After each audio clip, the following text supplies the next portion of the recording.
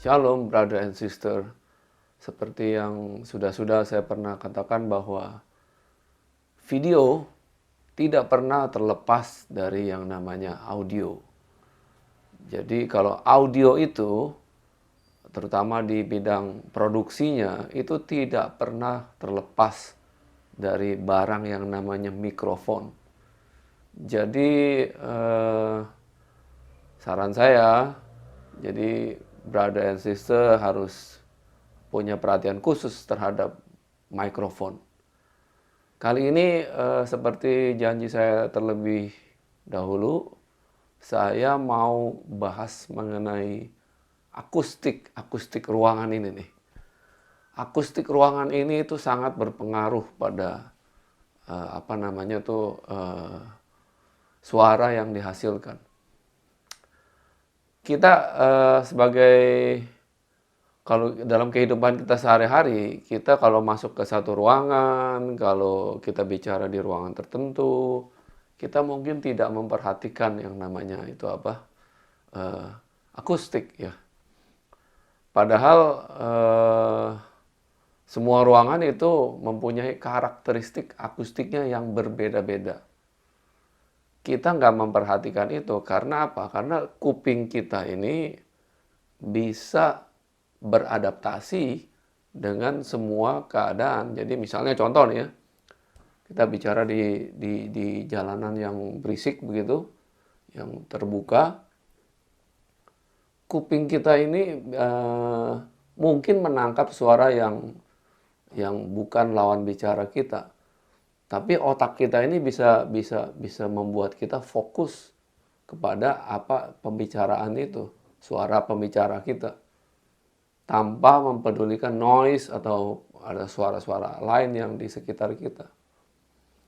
Tapi yang namanya mikrofon itu dia nggak bisa karena dia barang mati.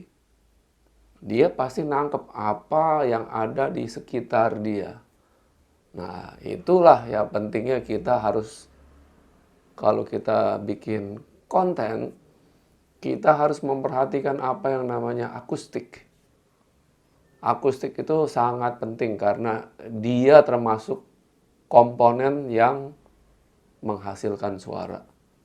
Contoh ya, kita masuk ke ruangan yang misalnya kita nyanyi di gitu ya.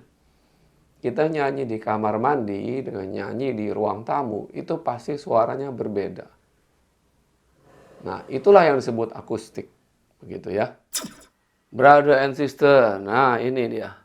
Ini contoh peredam yang saya taruh di seberang meja. Posisi meja saya tadi duduk adalah di sini. Dan ini adalah yang di tembok yang di samping. Dan ini adalah akustik panel. Ini akustik panel, saya bikin sendiri dengan bahannya adalah kardus ya.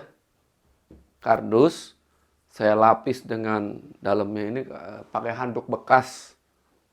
Jadi saya lapis pakai handuk bekas, terus saya bungkus lagi dengan kain seperti kayak begini. Dan ini adalah akustik foam. Akustik foam sama seperti yang saya taruh di belakang meja ini. Dan ini saya bikin, ini bisa dilepas. Jadi dia nggak ngerusak cat tembok, nggak ditempel-tempel pakai ibon begitu. Ini saya gantung, jadi kita bisa angkat, gitu ya. Di sini juga yang di belakang sini ini ada diffuser. Diffuser ini nanti kita lihat gambarnya seperti apa ya. Oke. Nah, brother and sister, ini adalah diffuser. Nah, ini bahannya bukan pakai foam, ini bahannya pakai kayu ini. Ini diffuser ini kita lihat dia masuk ke dalamnya ini dengan kedalaman yang berbeda-beda. Jadi tiap tiap ini ada hitung-hitungannya untuk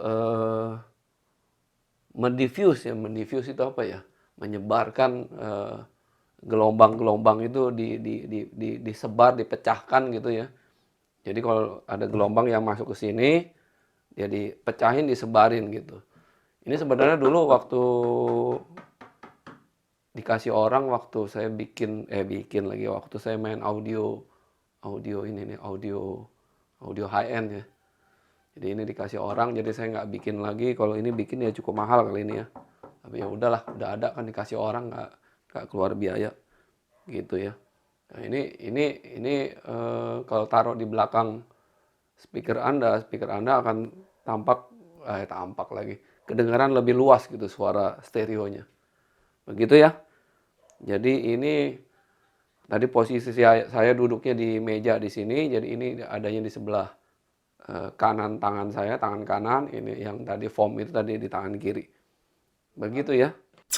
Sebenarnya untuk akustik ini itu ada ilmunya khusus. Jadi dihitung dulu frekuensi ruangan ini, resonansinya berapa, frekuensi mana yang akan diredam, frekuensi mana yang akan di diffuse.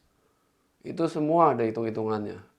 Jadi nanti menghasilkan ruangan itu reverbnya sekian milisecond, itu semua ada hitung-hitungan. Tapi saya kan trial and error begitu kan ya. Jadi tinggal caranya gampang sih. Kalau kita masuk ke ruangan, nah kita lakukan gini aja nih. Kita keliling ruangan tuh, walk through, di sekeliling tembok, di sekeliling ruangan, di sekeliling sudut ruangan, kita keliling aja, kita giniin. Nah, itu suara pantulan yang paling kenceng di mana? Nah, di situ kita harus taruh peredam. Kalau peredamnya segini kurang, tambahin lagi gitu. Itu aja sih trial and errornya. Kemudian kita kayak bahan untuk peredam itu juga sebenarnya nggak boleh sembarangan pilih gitu loh. Ya tapi kan ini kan kita kan trial and error. Yang kira-kira udah pas, kita dengar udah lumayan, udah enak, udah nggak mantul ke sana kemari, sudah begitu ya. Nah itu caranya begitu. Pakai cara-cara trial and error. Yang penting tujuan tercapai begitu ya. Oke, jadi ulasan kali ini cukup sekian dulu ya. Nanti ulasan berikutnya mungkin saya akan mengulas tips untuk merawat konektor-konektor. Nah, misalnya ini nih ya. Kayak kabel ini kan kayak colokan ini nih. Ini kita harus perhatikan nih, ini mempengaruhi kualitas suara ini. Kita harus bersihkan ini dengan cairan khusus. Oke, nanti mungkin review selanjutnya saya akan buat review itu. Oke, terima kasih untuk perhatiannya. Sampai jumpa. God bless you.